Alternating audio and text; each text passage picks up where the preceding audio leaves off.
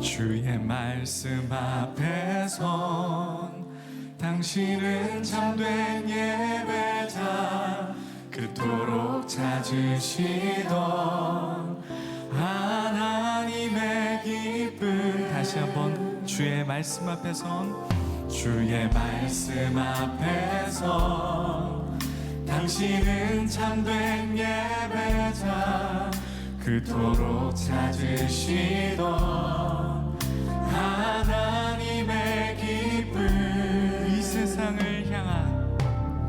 이 세상을 향한 거룩한 생명빛 되어 이 세상을 위한 구원의 소망 되어 영원한 하나님의 나라 함께 세워가리.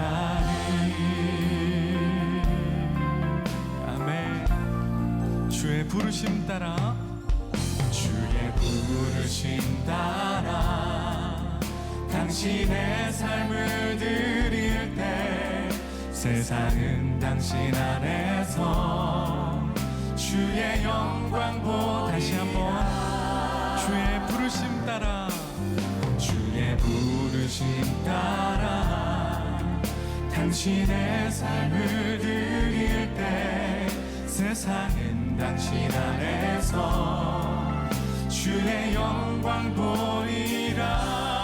이 세상을 이길 주님의 군사 되어 이 세상을 섬길 주님의 손과 발 되어 영원한 하나님의 나라 함께 이 세상을 이길 주님의 군사 되어 이 세상을 섬길 주님의 손과 발 되어 영원한 하나님의 나라 함께 다시 한번 이 세상을 향한 거룩한 생명빛 되어 이 세상을 향한 거룩한 생명빛 되어 이 세상을 위한 구원의 소망 되어 영원한 하나님의 나라. 우리에게 주신 소중한 공동체와 사람들을 생각하며 이 세상을 이길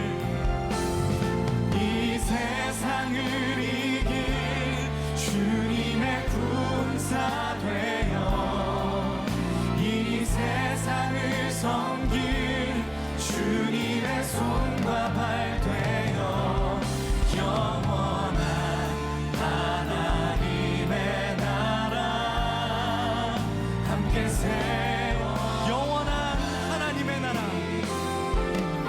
영원한 하나님의 나라 함께 세워가.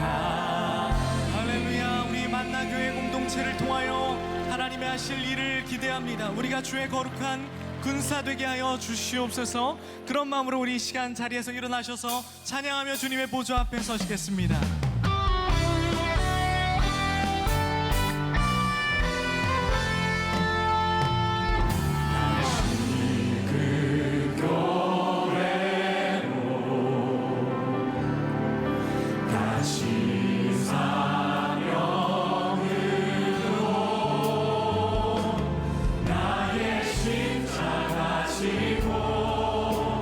당장을 넘는 우리가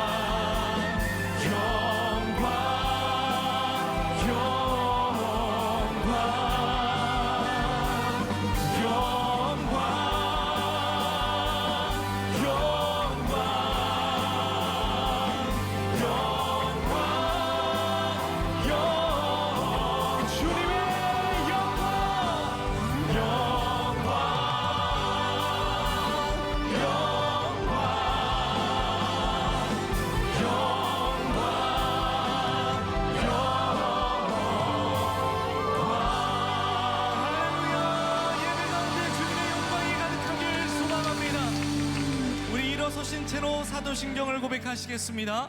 나는 전능하신 아버지 하나님 천지의 창조주를 믿습니다.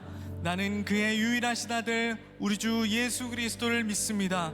그는 성령으로 잉태되어 동정녀 마리아에게서 나시고 본디오 빌라도에게 고난을 받아 십자가에 못 박혀 죽으시고 장사된 지 사흘 만에 죽은 자 가운데서 다시 살아나셨으며 하늘에 오르시어 전능하신 아버지 하나님 우편에 앉아 계시다가 살아있는 자와 죽은 자를 심판하러 오십니다. 나는 성령을 믿으며 거룩한 공교회와 성도의 교제와 죄를 용서받는 것과 몸의 부활과 영생을 믿습니다. 아멘. 다 자리에 앉으시겠습니다.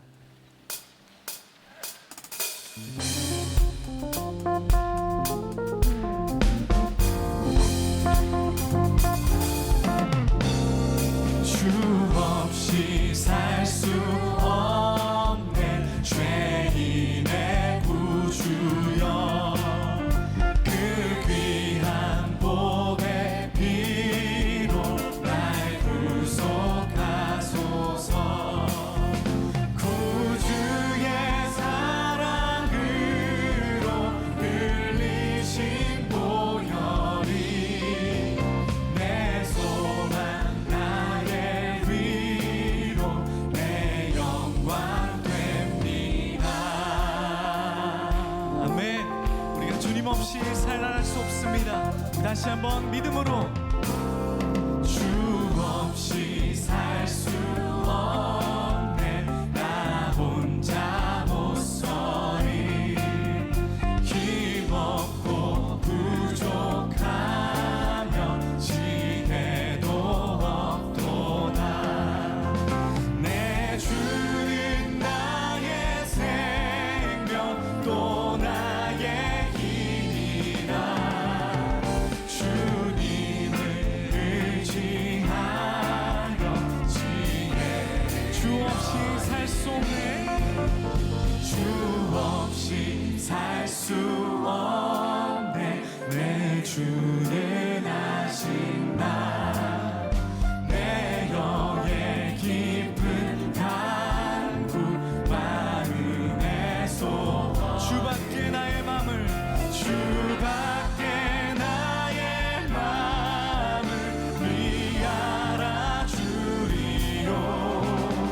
내 마음 위로하사 영원해.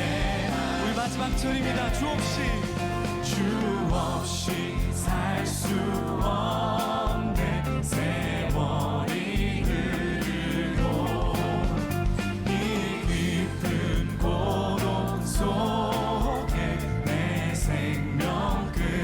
사나운 풍랑일 때, 사나운 풍랑일 때 날 지켜주시니 내 곁에 계신 주님. 마지막입니다.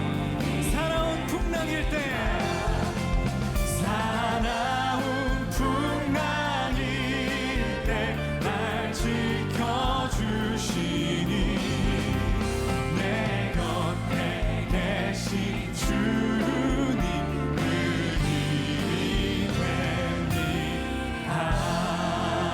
할렐루야. 우리가 인생 가운데서 갑자기 부담을 느끼게 되는 때가 있습니다. 나 홀로 타석에 선 것 같고 두려운 마음이 그때 드는 그때 우리가 주 없이 살 수 없습니다. 그 고백만으로 하나님께서 우리를 도우시고 또 일하실 줄 믿습니다. 작은 나를 부르신 뜻을 나는 알 수 없지만 오직 감사와 순종으로 그 길을 갈 때 때론 내가 연약해져도 주님이 나를 도우시니 주의 놀라운 그 계획을 여러분이 붙드시고 신뢰하시는 귀한 주일 되시기를 축복합니다. 우리 함께 믿음으로 찬양하겠습니다. 날 부르신 뜻 내 생각보다 크고 날 향한 계획 나의 지혜로 증량 못하나 가장 좋은 길로 가장 완전한 그 주님을 우리 신뢰하시는 마음으로 우리 마지막으로 두 손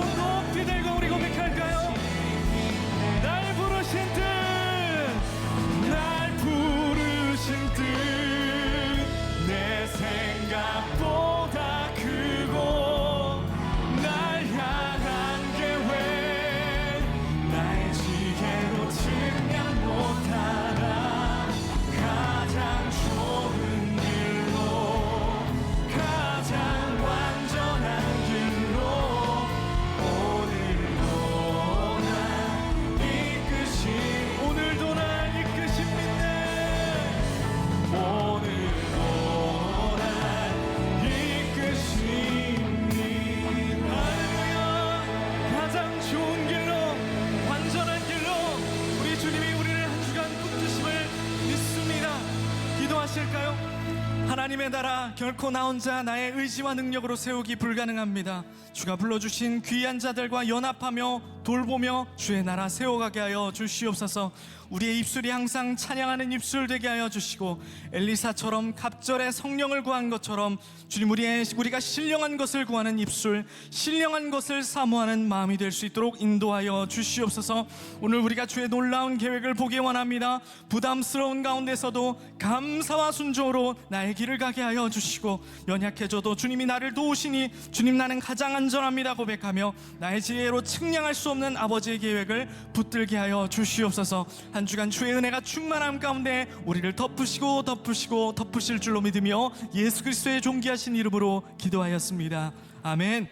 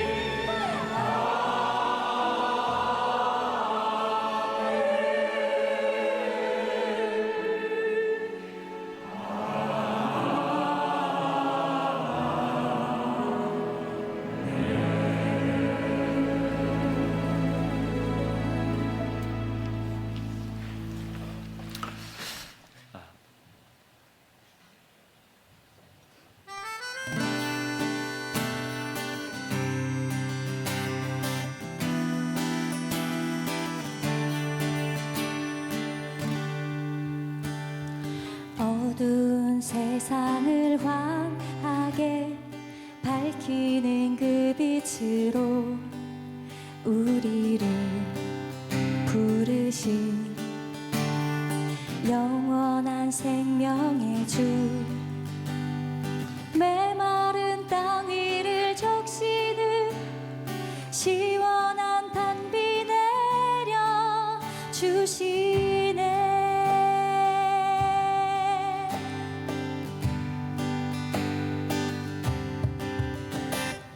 이제는 우리가 주 앞에 빛으로 부름받아 세상의 빛 되신 예수의 이름을 따르리라.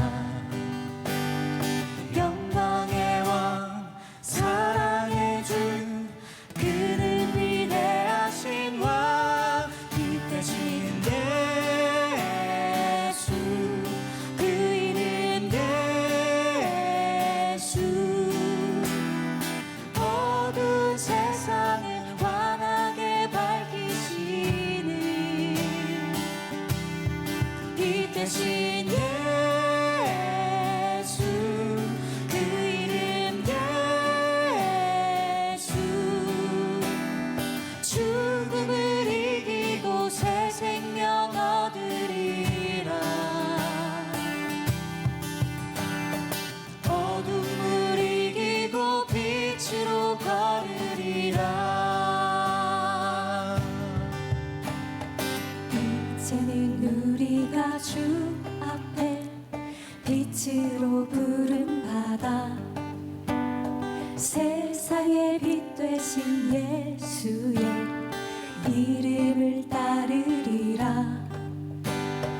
영광의 왕 사랑의 주, 그는 위대하신 왕,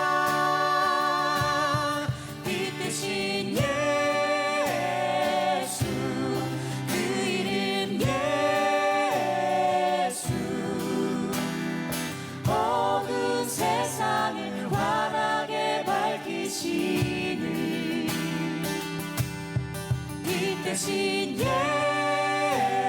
예수 그 이름 예수 죽음을 이기고 새 생명 얻으리라 어둠을 이기고 빛으로 걸으리라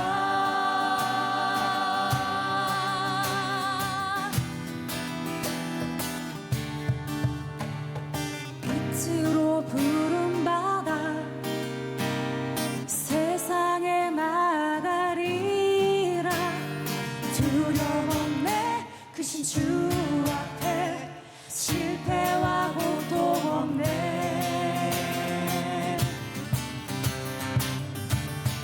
이 대신 예수 그 이름 예수 어두운 세상을 환하게 밝히시는 이 대신 예수 그 이름 예수 죽음을 이기고 새 생명 얻으리라 어둠을 이기고 빛으로 걸으리라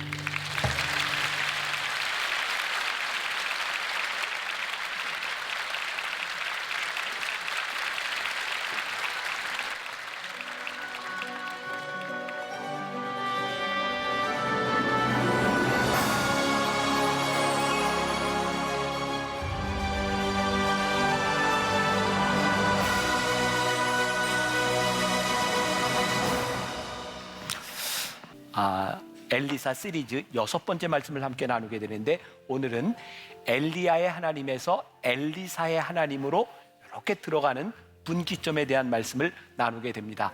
제가 조금 걱정되는 게 있어요. 오늘 여러 명칭들도 등장을 하고 이게 처음 예수를 믿는 사람들에게 이 말씀이 좀 어렵겠다. 그런데 저에게 이런 마음이 들더라고요. 우리가 어떤 곳에 여행을 가면 가이드를 통해서 그 나라의 문화와 역사와 지리 같은 설명들을 쭉 듣잖아요. 여러분들이 신앙생활을 처음 하는 분들이 있다면 내가 새롭게 성경 지식을 알아가는구나 이런 마음으로 말씀을 들으면 좋겠고 또 신앙생활을 오래 한 분들이 있다면 내가 모르던 부분들을 잘 정리한다 이런 마음으로 말씀을 들으면 좋을 것 같아요.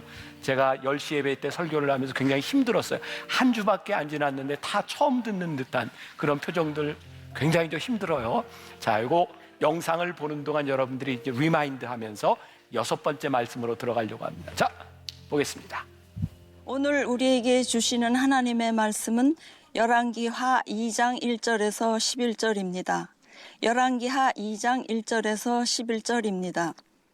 여호와께서 회오리 바람으로 엘리야를 하늘로 올리고자 하실 때에 엘리야가 엘리사와 더불어 길갈에서 나가더니 엘리야가 엘리사에게 이르되 청하건대 너는 여기 머물라 여호와께서 나를 베들로 보내시느니라 하니 엘리사가 이르되 여호와께서 살아계심과 당신의 영혼이 살아있음을 두고 맹세하노니 내가 당신을 떠나지 아니하겠나이다 하는지라.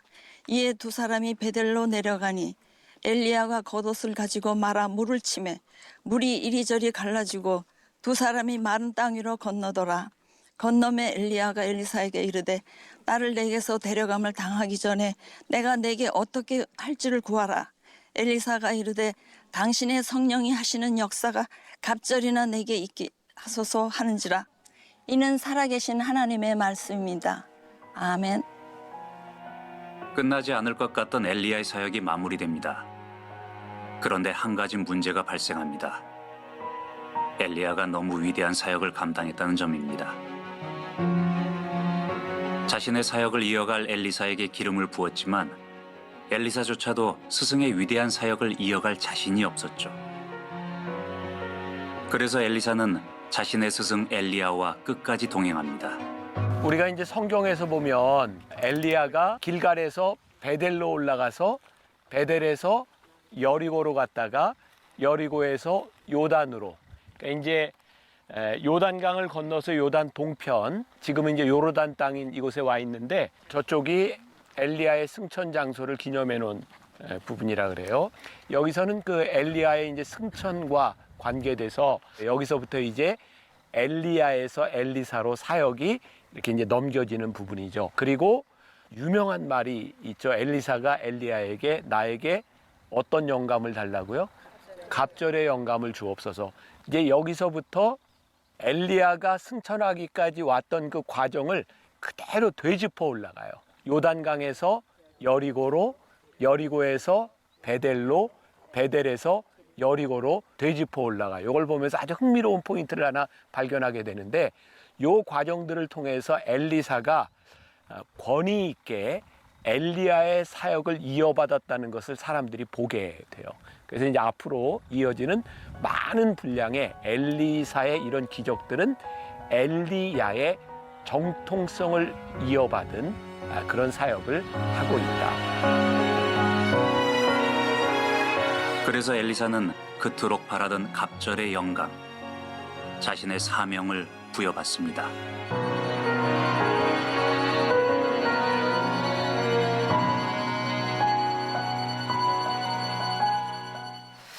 제가 저 성지에서 설명을 하면서 아주 흥미로운 포인트라고 얘기를 했는데 여러분들은 어리둥절한 포인트로 이렇게 들으시는 것 같아요. 여러 가지 지명들이 등장을 하는데 잊어버려도 좋습니다. 그렇지만 우리가 지금까지 해온 여정을 한번 볼게요. 지도. 네. 엘리야가 처음 저 그릿 시내가, 사해 위에 보이는 그릿 시내가에서부터 시작했던 거 기억하시죠? 그릿 시내가에서 첫 번째 기적, 저쪽 위에 사르밧으로 갔다가 사르밧에서 갈멜산으로, 갈멜산에서 엘리야가 어디로 가죠? 저 밑에 부엘세바에 가서 나 죽고 싶습니다 라고 이야기했던 부분. 그리고 새롭게 힘을 얻고 어디로 갔죠? 저 위에 지난주에 이스라엘로 가서 저기에서 아합 왕에게 이야기를 하는 그런 부분, 여기까지 나봇의 포도원 이야기까지 기억나시죠? 자, 오늘은 이제 엘리야의 사역이 끝이 납니다. 그리고 엘리사로 넘어가게 돼요. 제가 어제 저녁에 미국에서 돌아왔기 때문에 토요일 설교를 못했거든요. 이종현 목사님이 저와 함께 성주세를 갔기 때문에 이종현 목사님이 토요일 설교를 하는데 제가 이렇게 듣다 보니까 엘리야와 엘리사 이름 비슷하잖아요. 헷갈리는 부분이 몇 부분 나오더라고요. 자, 저도 몇 번 헷갈릴 것 같아요. 여러분들의 포인트 어디서 틀리나 이걸 잡아낸다는 마음으로 집중해서 들으셔도 좋을 것 같아요. 그리고 제가 혹시 실수를 하더라도 엘리야에서 엘리사로 이렇게 사역이 넘어가는 것이다, 이 과정을 머릿속에 듣고 말씀을 들으면 좋을 것 같습니다. 자, 오늘 말씀에 등장하는 갑절의 영감이라는 것이 있어요. 엘리사가 엘리야에게 갑절의 영감을 주십시오. 이게 실질적인 갑절의 영감일 수도 있고 때로는 상징적인 의미를 가질 수도 있을 것 같아요. 저희 아버님이 갑자기 심장마비로 18년 전에 돌아가셨어요. 우리 가족들이 장례를 다 치르고 이제 유품을 정리하게 됐죠. 근데 유품 중에 우리 사남매가 별로 가질 수 있는 게 없어요. 근데 딱 하나 우리 아버님이 차시던 시계가 있는데, 오메가 시계가 하나 있는데 그걸 제가 갖겠다 그랬어요. 그리고 제가 지금은 이제 망가져서 수리를 맡겨놓고 있는데 그 시계를 제가 찹니다. 아버지의 사역을 제가 이렇게 이어가면서 제 마음속에 아버지와 함께 이 사역을 했으면 좋겠다라고 했을 때 상징적인 그 시계, 그게 무슨 능력이 있겠어요? 그러나 상징적인 의미를 저에게 주는 거죠. 제가 우리 부목사님들이 이제 새로운 사역지로 나갈 때 이제 얼마 전부터는 제가 이렇게 매던 넥타이를 꼭 선물을 합니다. 새 거를 사주는 것보다 함께 사역했던 우리 부목사님들에게 제가 늘 이렇게 하고 다니던 넥타이를 주면 좋겠다, 함께 사역이 이어졌으면 좋겠다, 그런 마음이죠. 저는 그렇게 상상을 해봅니다. 엘리사가 엘리야에게서부터 새로운 사역을 이어받았을 때 그의 마음 가운데 내가 상징적으로 저 선생님, 저 위대한 스승의 것을 내가 지금 물려받았으면 좋겠다라는 그런 마음으로 이 사역이 이어져 가고 있다는 것을 보게 됩니다. 오늘 말씀 가운데는 몇 가지 지명들이 등장을 합니다. 베델에서 여리고로, 여리고에서 요단강으로, 그런 여정들이 있어요. 여러분들이 어디에 있는지는 잘 모를 수 있겠지만, 자, 열왕기하 2장 2절과 3절 말씀을 우리들이 한번 주의 깊게 같이 읽어보면 좋을 것 같아요. 자, 같이 시작. 엘리야가 엘리사에게 이르되 청하건대 너는 여기 머물라 여호와께서 나를 베델로 보내시느니라 하니 엘리사가 이르되 여호와께서 살아계심과 당신의 영혼이 살아있음을 두고 맹세하노니 내가 당신을 떠나지 아니하겠나이다 하는지라. 이에 두 사람이 베델로 내려가니 베델에 있는 선지자의 제자들이 엘리사에게로 나와 그에게 이르되 여호와께서 오늘 당신의 선생을 당신의 머리 위로 데려가실 줄을 아시나이까 하니 이르되 나도 또한 아노니 너희는 잠잠하라 하니라. 조금 어렵습니다. 여러분들이 정신을 잘 차리고 들으셔야 돼요. 지금 여기 있던 2절과 3절에는 여러분들 성경에 베델이라고 하는 지명에 그냥 여리고 요단이라고 하는 지명을 넣으면 그냥 똑같은 말씀이 반복되고 있어요. 엘리야가 엘리사를 데리고 다니는 요 과정들의 지명들이 나오고 있는 거예요. 여기서 그냥 몇 가지 그런 의문이 듭니다. 오늘 말씀을 통해서 이 의문을 다 풀 수 있을지 없을지 모르겠어요. 그런데 엘리야는 엘리사에게 왜 자꾸 여기서 머물라고 했을까? 그 이유는 무엇일까? 또 엘리사는 왜 굳이 스승이 여기 머물라고 하는데 하나님의 살아계심을 두고 맹세하노니 나는 당신을 떠나지 않겠습니다라고 말하고 있을까? 또한 엘리야와 엘리사 그리고 그를 둘러싼 이 선지자 그 제자들은 엘리야가 승천하는 것을 알고 있었는가? 모르고 있었는가? 엘리야는 왜 사람들에게 너희들은 잠잠히 머물라라고 이야기했을까? 이런 의문들도 우리들이 한번 가지고 오늘 말씀을 들으면 좋을 것 같아요. 자, 엘리야의 하나님에서 엘리사의 하나님으로 지금 바뀌어지는 요 중간 트랜지션 타임에 우리들이 있어요. 오늘 저는 두 개의 포인트를 여러분들에게 설명하려고 하는데 아무튼 시간 되는 데까지. 첫 번째는 엘리야는 굉장히 무섭게 심판을 이야기하는 어쩌면 사람을 죽이는 사역을 합니다. 우리가 잘 아는 것처럼 갈멜산에서 850명의 사람들을 다 목을 베는 일들이 있잖아요. 근데 엘리사는 사람을 살리는 사역을 합니다. 그러니까 오늘부터 여러분들이 유심히 보게 될 것, 엘리사를 통해서 일어나는 기적은 대개 살리는 사역이다. 이렇게 봐도 좋을 것 같아요. 또 설명을 하겠지만 엘리야는 사역의 여정 가운데 늘 홀로 있었어요. 그런데 엘리사는 늘 누군가 함께 합니다. 요 두 개의 중요한 포인트들이 이제 엘리사 사역을 통해 나타나게 되겠죠. 자, 오늘 본문에서 다루지 않았지만 열왕기하 2장 14절에 보면 아주 흥미로운 구절이 있어요. 같이 봅니다. 자, 시작. 엘리야의 몸에서 떨어진 겉옷을 가지고 물을 치며 이르되 엘리야의 하나님 여호와는 어디 계시니까 하고 그도 물로 치매 물이 이리저리 갈라지고 엘리사가 건너니라. 저기 지금 여기에서는 엘리사가 요단강을 가르는 기적이 있는데 이 이전에 엘리야가 요단강을 갈랐었어요. 이제 엘리야의 사역이 엘리사로 넘어오면서 엘리사가 엘리야가 행했던 똑같은 기적을 행합니다. 그리고 사람들이 그것을 보게 되죠. 15절에 가서 보면 같이 한 목소리로 봅니다. 또 맞은편 여리고에 있는 선지자들의 제자들이 그를 보며 말하기를 엘리야의 성령이 하시는 역사가 엘리사 위에 머물렀다 하고 가서 그에게로 나아가 땅에 엎드려 그에게 경배하고. 굉장히 중요한 사건이 여기에 일어나고 있어요. 엘리야의 하나님이 이제 누구의 하나님이 되는 거예요? 엘리사의 하나님이 되는 거예요. 그런데 사람들이 그걸 보고 야, 이제 엘리야에게 임했던 성령이 엘리사에게 임했나 보다라고 말하는 거예요. 성경에는요 아주 흥미로운 표현들이 나오고 있는데 누구의 하나님이라는 표현이 있어요. 아브라함의 하나님, 이삭의 하나님, 야곱의 하나님. 자, 이게 뭐가 흥미로운가?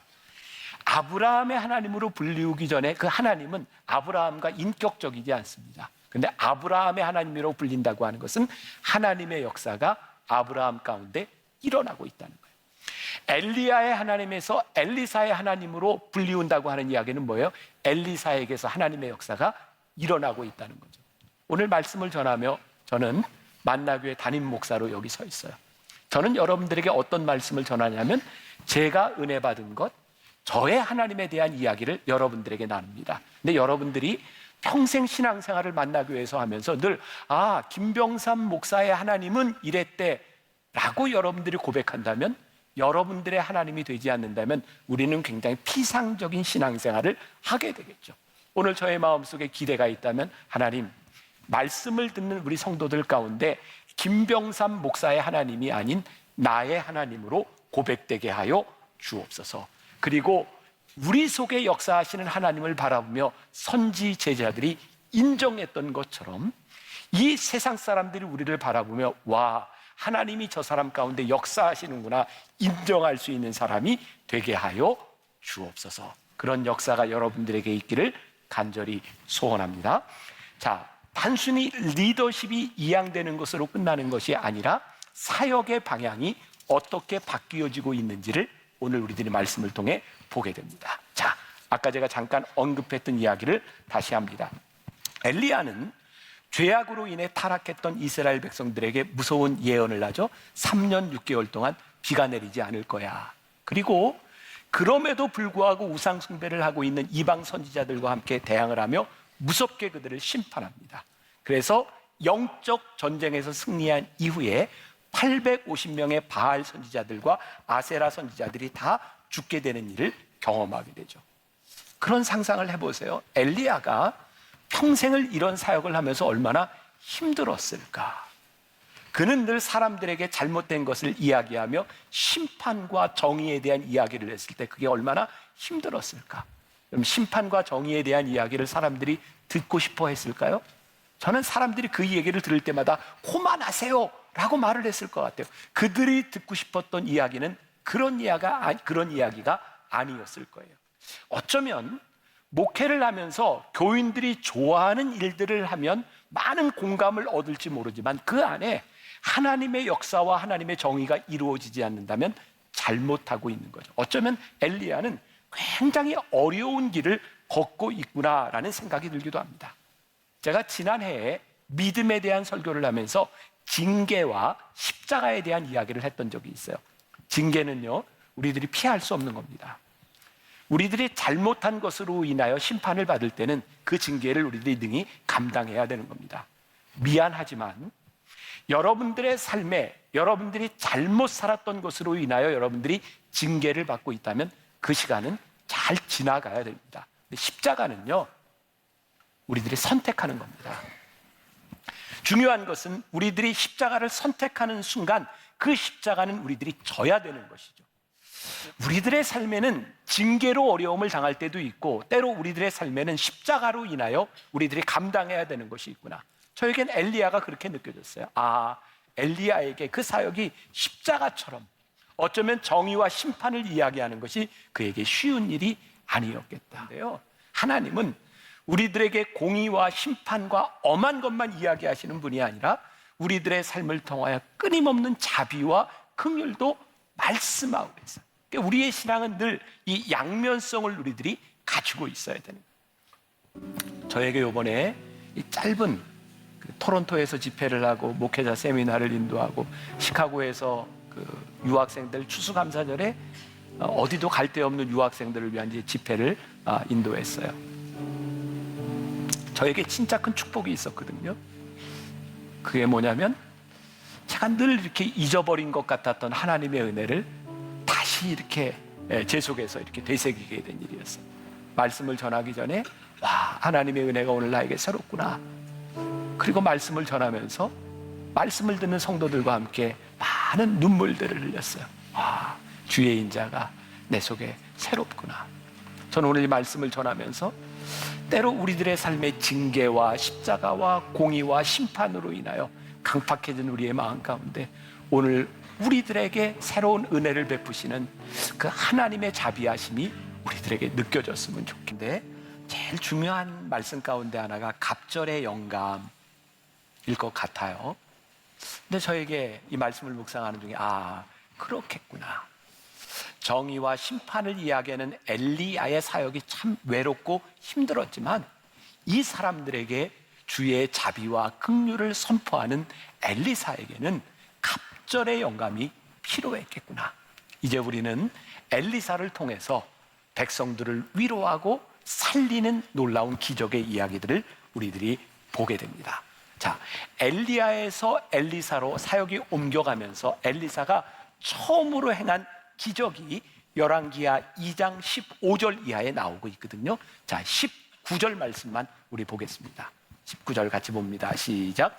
그 성읍 사람들이 엘리사에게 말하되 우리 주인께서 보시는 바와 같이 이 성읍의 위치는 좋으나 물이 나쁨으로 토산이 익지 못하고 떨어지나이다. 자, 이게 여리고에서 있었던 일이에요. 여리고는 굉장히 비옥한 곳이고 좋은 곳입니다. 어제 설교를 한 이종현 목사님은 이 설교를 하면서 여기에 물이 좋지 않아 토산이 익지 못한다라고 하는 것을 이런 의미로 설명을 했더라고요. 어떤 성서 해석자들에 의하면 사람들이 아이를 가졌는데 아이를 순산하지 못하고 유산되고 죽는 그 토산이 좋지 못했다, 그렇게 볼 수도 있을 것 같아요. 어쨌든 이 물이 좋지 못한 것, 여기에 소금을 던져 넣음으로 인하여 엘리사가 물을 새롭게 고칩니다. 아주 놀랍죠. 엘리야의 처음 기적이 뭐였죠? 3년 6개월 동안 비가 오지 않는 가뭄에 대한 무서운 심판을 이야기했다면, 엘리사의 첫 번째 기억은 물을 새롭게 고치는 사역을 하게 됩니다. 이제 다음 주부터 우리들이 보게 될 엘리사의 많은 기적들은 사람들을 살리는 일들을 보게 됩니다. 여전히 바알을 숭배하고 있고 여전히 그들이 패악했지만 하나님께서 그들에게 어떤 자비를 베푸시는지를 우리들이 보게 되죠. 엘리야는요, 우상을 숭배하고 있는 바알 선지자들, 아세라 선지자들 우상 숭배에 대해서 무서운 심판을 내요. 엘리사는 그 당시에 이스라엘이 다른 외부의 적들로부터 많은 어려움을 당하고 있었는데 나라를 지키는 일을 합니다. 저에게 예전에 이런 말이 떠올랐어요. 하나님을 믿는 사람들에게 국경은 없지만 조국은 있다. 감동할 줄 알았는데. 자, 하나님을 믿는 사람들에게 국경은 없지만 조국은 있다. 우리들이요, 복음을 전하는 데 있어서는 저 북한 땅도 저 일본 땅도 모두 우리들이 복음을 전해야 될, 우리들에겐 국경이 없어요. 그러나 우리들이 살아가는 이 땅에 하나님이 우리를 살게 하셨을 때 우리가 이 대한민국에 산다는 것은 이 대한민국을 지켜야 되는 조국이 우리들에게 있다는 것을 의미하기도 합니다. 여러분들에게 굉장히 좋은 영화를 하나 소개해 드릴게요. 핵소고지라는 영화가 있습니다. 꼭 한번 보세요. 영화 잘 만들었습니다. 이 핵소고지라는 영화는 신앙으로 인하여 전쟁에 나가지 않으려고 했던, 양심을 가지고 병역을 기피하려던 사람들, 그런데 전쟁에 나가서 어떻게 조국을 위해 싸우는가에 대한 모습들이, 그 갈등의 모습들이 잘 나와 있어요. 저는 우리 신앙인들에게 정말 중요한 신앙의 갈등, 우리들이 신앙으로 지켜가야 되는 것이 있다. 이 나라 조국에서 우리들이 정의와 하나님의 뜻을 선포하는 것은 어떤 의미이며, 우리가 이 땅 위에서 조국을 지키는 신앙인으로 살아가는 것은 어떤 의미인지를 고민해야 된다고 생각해요. 저는 개인적으로 우리 그리스도인들로 인하여 이 나라에 큰 축복이 왔는데, 그것은 공산주의로부터 이 대한민국을 지켜낸 일이라고 생각합니다.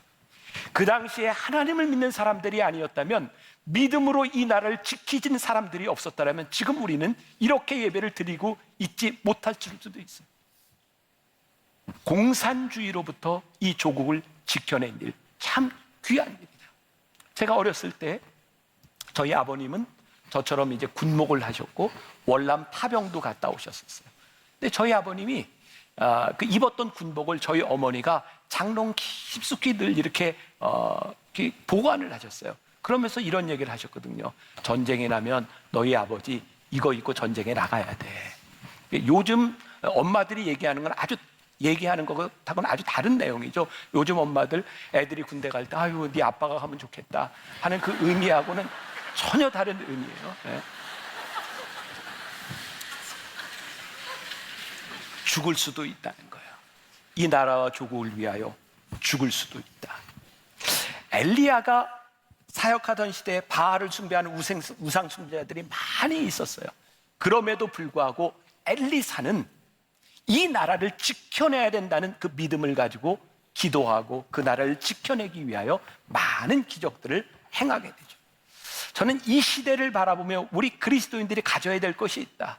하나님의 말씀에 정의를 오른손에 들고 우리들이 이 정의롭지 못한 이 나라를 어떻게 지켜낼 것이냐에 대한 믿음의 선포와 나라를 위한 기도가 우리들에게 필요하다.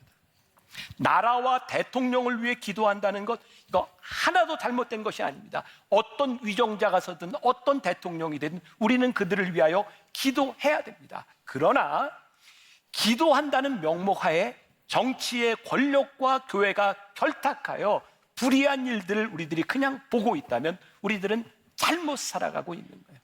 이 두 가지를 우리들이 언제나 우리들이 예언자적인 기능과 우리들이 사랑과 긍휼의 기능을 우리들이 어떻게 가지고 있어야 되느냐는 거죠. 제가 26살 때 군목으로 군대를 갔어요. 저희 부대의 지휘관이 대령이었어요.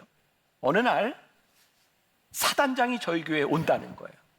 그런데 연대장이 저에게 이렇게 얘기를 하더라고요. 목사님, 사단장님이 와서 예배 참석을 하는데 목사님 설교를 저에게 먼저 보여줄 수 있습니까? 제가 거절했어요. 26살의 나이에 중위 계급장을 달고 대령이 이야기를 하는데 적어도 목사의 자존심이 설교를 검열받아야 된다고 하는 것은 제가 용납이 되지 않았어요. 멋있지 않아요? 진짜 저에게 굉장한 용기가 필요했어요. 근데 진짜 어떻게 하나님의 말씀을 사람에게 검열을 받으며 설교할 수 있는 겁니까? 저에게 그런 생각이 종종 들어요. 언젠가 저에게 그런 기회가 올지 몰라요. 국가조찬기도회 대통령이 참석하는 그런 국가조찬기도회 저에게 설교하라고. 떡들 사람 생각도 안 했는데 이런 모르겠어요. 근데 저는 늘 이런 생각을 합니다. 대통령이 있는 자리에 저에게 설교하라고 할 때 제가 하나님의 말씀으로 예언자적인 말씀을 할 수 있다면 저는 갑니다. 그러나 그 말씀을 전할 수 없다면 어떤 자리에도 저는 가지 않습니다. 적어도 목회자로서 하나님을 믿는 사람으로서 우리들이 지켜야 될 자존심이 있는 거고요. 하나님의 말씀이 무엇인지를 우리들이 분명히 알아야 되는 것이 아닐까요? 대통령을 위해서 이 나라를 위하여 기도하는 것을 쉬지 마세요. 이것은 기독교인으로서 잘못된 것이 아닙니다. 그러나 단순히 축복을 하고 덕담을 하는 것으로 인하여 하나님의 말씀으로 벗어나는 일이 없도록 교회는 이 나라와 이 민족을 위하여 기도하는 일, 올바른 말씀에 서는 일들을 우리들이 분명히 감당해야 되는 겁니다. 저는 우리 만나교회 성도들이 조국을 지키는 좋은 애국자들이 되었으면 좋겠어요. 이 나라 가운데 하나님의 말씀이 흥왕하게 되므로 이 말씀을 가지고 국경을 넘어가는 믿음의 사람들이 되었으면 참 좋겠습니다. 오늘 말씀이 많이 남았는데 제가 미국에서 왔는데 한국 시간이 조금 빨리 가는 것 같아요. 미국보다 이거 좀 건너뛰어야 될 것 같아요. 자, 그냥 합시다. 자. 엘리야의 사역과 엘리사의 사역 가운데 굉장히 중요하게 비교되는 부분이 하나 있습니다. 엘리야의 사역을 보면 늘 그런 표현들이 따릅니다. 홀로. 그릿 시내가에서도 엘리야는 혼자였고요. 그가 갈멜산에서도 혼자 싸웁니다. 그리고 부엘세바로 도망가는 그 길에도 엘리야는 혼자였고요. 사환을 데리고 갔지만 호렙산에 갈 때는 사환을 놔두고 혼자 갑니다. 엘리야는 계속해서 이런 얘기를 합니다. 나만 홀로 남았다. 나만 홀로 남았다. 왜 엘리야는 혼자였을까? 이런 추측이 가능할 것 같아요. 그래, 그 사역은 아마 누구도 함께 할 수 없는 그런 사역이었나 봐. 어쩌면 누구도 이 사역을 이해할 수 없었을지도 몰라. 엘리야는 끝까지 혼자 그 사역을 감당합니다. 근데 놀랍게도요, 엘리사의 사역을 보면 늘 함께라는 말이 등장을 합니다. 함께, 사환과 함께, 또 선지자들과 함께. 사람들이요, 엘리야한테는 직설적인 이야기를 못했던 것 같습니다. 굉장히 카리스마틱한 그런 예언자였는데, 근데 엘리사에게는 제자들이 와서 묻고 항의를 하기도 합니다. 제가 이번에 목회자들 세미나를 토론토에서 하게 되었는데 젊은 목회자가 저에게 이렇게 묻더라고요. 목사님의 30여 년의 목회 가운데 위기의 순간을 어떻게 넘겼습니까? 생각해 보니까 제가 좀 기억력이 없어서 그런지 모르지만 저는 그렇게 큰 위기라고 느꼈던 적이 없는 것 같아요. 근데 조금 더 생각해 보니까 내 목회의 여정에는 늘 친구가 있었구나. 그게 저에게 큰 축복이라는 생각이 들었어요. 그래서 젊은 목회자들에게 이렇게 얘기했습니다. 앞으로 여러분들이 목회를 하는 동안, 인생을 살아가는 동안 여러분들이 위기를 이길 수 있는 길은 여러분들과 함께 하는 사람이 있을 때입니다.